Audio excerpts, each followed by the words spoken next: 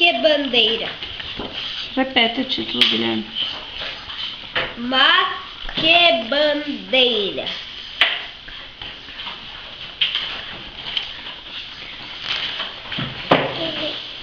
Meu nome é Brás, Brás de brasileiro, e não é à toa que tenho esse nome. Adoro conversar, trocar ideias sobre coisas do nosso país,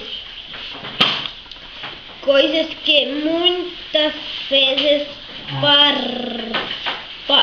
percebemos de leve sem deixar que cheguem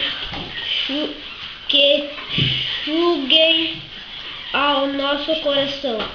Você sabe que nós nascemos e vivemos em um grande país de características regionais bem diferentes, cada lugar culturalmente na formação de nosso povo.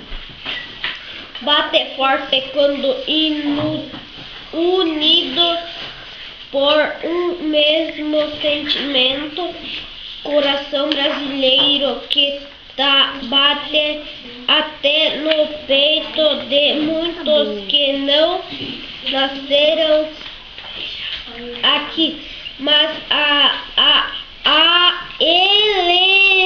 elegeram o Brasil como sua terra mãe, mas verde e amarelo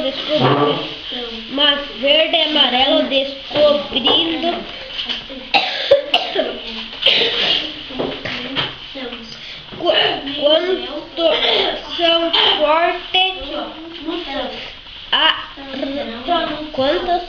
quanto são fortes as raízes que alimentam a nossa união neste país. Joia, Guilherme.